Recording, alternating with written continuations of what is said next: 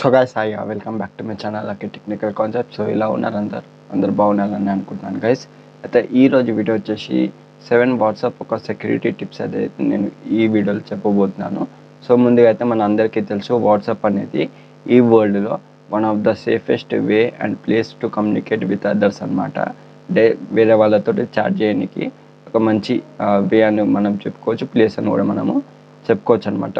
So దీంట్లో మెయిన్గా పర్టికులర్గా మనకి దీంట్లో ఏ విధంగా ఉంటుందంటే మన ప్రైవసీ పరంగా మనం కొన్ని అయితే తప్పులు అయితే చేస్తూ ఉంటాం అనమాట. సో ఆ తప్పులు చేయకుండా ఎలా ఉండాలి, ఎందుకంటే హ్యాకర్స్ ఎవరైతే ఉంటారో ఈ మెయిన్ థింగ్స్ని బేస్ చేసుకొని వాళ్ళు మన ఫోన్స్ని అయితే హ్యాక్ చేయడం జరుగుతుంది.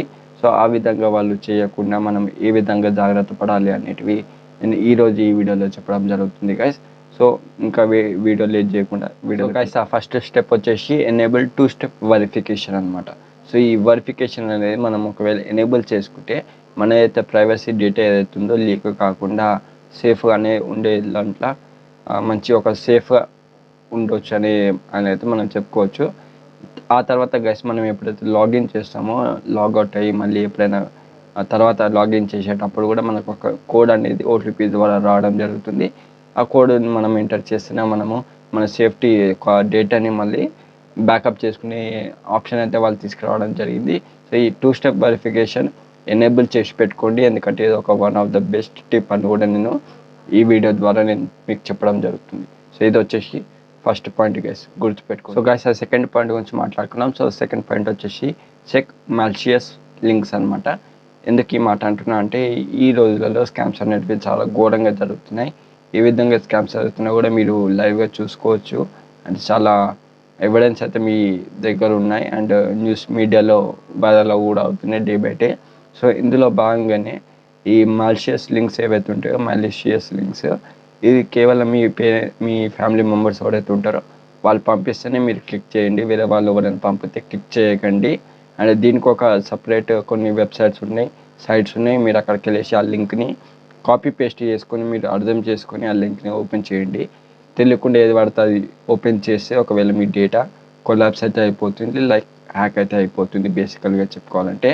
సో ఈ విధంగా అయితే మనకి దీంట్లో ఇంకో స్టెప్ కూడా ఉన్నది. ఇది క్వైట్ కామన్. ఈ మాల్షియస్ లింక్స్ అనేటివి వాట్సాప్లోనే కాదు ప్రతి ఒక్క ప్లాట్ఫామ్, సోషల్ మీడియా ప్లాట్ఫామ్లో ఇది ఒక క్వైట్ కామన్. ప్రతి ఒక్క మీడియా సపోర్ట్లో ఇది ఆబ్వియస్గా ప్రతి ఒక్కరికి జరిగే ఒక మెయిన్ థింగ్ అని కూడా నేను ఈ విషయం ద్వారా ఈ వీడియో ద్వారా చెప్పడం జరుగుతుంది.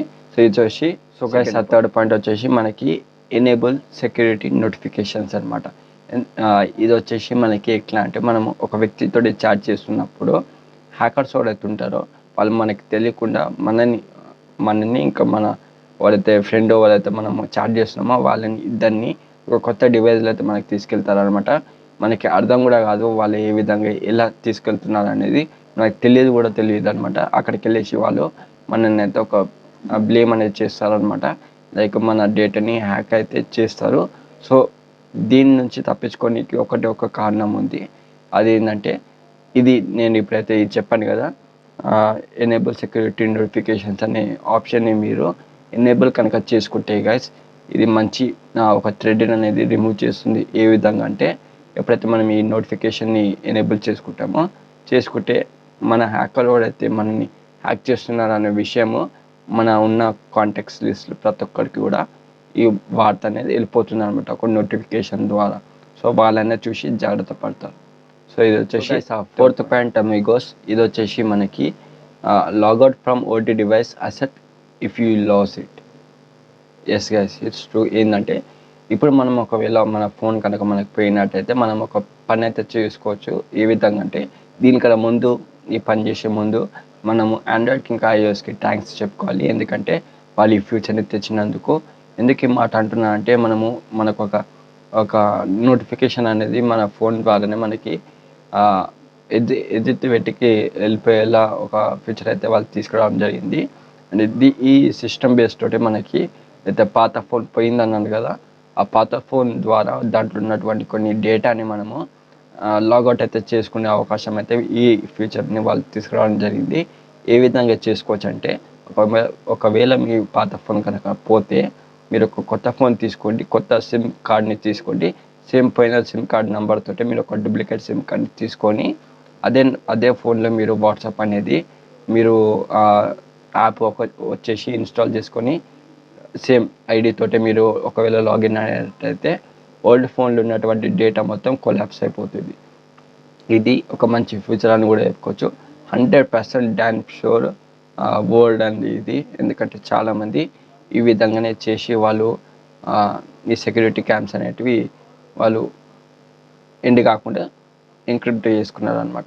సో ఇది వచ్చేసి ఫిఫ్త్ పాయింట్ వచ్చేసి యూజ్ డిఫరెంట్ ప్రొఫైల్ పిక్చర్స్ అనమాట. సో ఈ పాయింట్ వచ్చేసి ఇది కూడా మెయిన్ పాయింట్. ఎందుకంటే ఒకటే ఫోటో అనేది మనం 3 ప్లాట్ఫామ్స్లోనే ఏదో అనదర్ ప్లాట్ఫామ్స్లో మనం యూజ్ అయితే చేస్తాం ఒకటే ఫోటో. అలా చేయొద్దు ఎప్పుడైనా.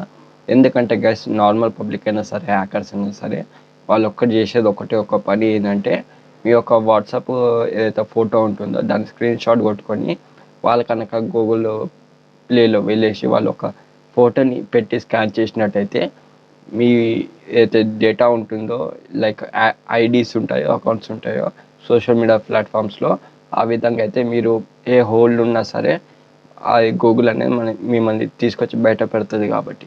సో ఆ విధంగా కూడా చాలామందికి హ్యాక్ అయితే అవుతున్నాయి. అండ్ దీని నుంచి దూరంగా ఉండాలంటే ఒక పని చేయాలి. అదేంటంటే గైస్ మీరు మీ సెట్టింగ్స్కి వెళ్ళేసి సెట్టింగ్స్లో ప్రైవసీలోకి వెళ్ళాలి. అండ్ ప్రైవసీలోకి వెళ్ళిన తర్వాత అన్నోన్ నంబర్స్ ఒకటి లింక్ అనేది ఉంటుందన్నమాట. సో ప్రైవసీలో ప్రొఫైల్ ఫోటో ఆప్షన్ అనేది మనకు ఒకటి కనిపిస్తుంది. ఆ ప్రొఫైల్ ఫోటో ఆప్షన్లోకి వెళ్ళేసి జస్ట్ ఆల్ కాంటాక్ట్స్ మాత్రమే పెట్టుకోవాలన్నమాట. మిగతాది పెట్టుకోవద్దు. ఎందుకంటే అన్నోన్ నంబర్స్ కూడా దాన్ని హ్యాక్ చేసే అవకాశాలు అయితే వాళ్ళకి మనం ఇవ్వద్దు కాబట్టి ఆ ఆప్షన్ అనేది మనం రిమూవ్ అయితే చేసుకోవాలి. సో ఇప్పుడే చేసుకోండి ఆ పని. సో ఇది వచ్చేసి 6th పాయింట్ వచ్చేసి hide WhatsApp media from gallery అనమాట. సో ఇది కూడా ఒక మెయిన్ ఫ్యూచర్ అని మనం చెప్పుకోవచ్చు. ఎందుకంటే వేరే వాళ్ళు ఎవరైతే మన ఫోన్ గ్యాలరీ లేదో మన వాట్సాప్ ఒక గ్యాలరీని వాళ్ళు చెక్ చేయకుండా మనము ఏ విధంగా అయితే జాగ్రత్త పడాలనేది మనం ఈ పాయింట్లో తెలుసుకున్నాం.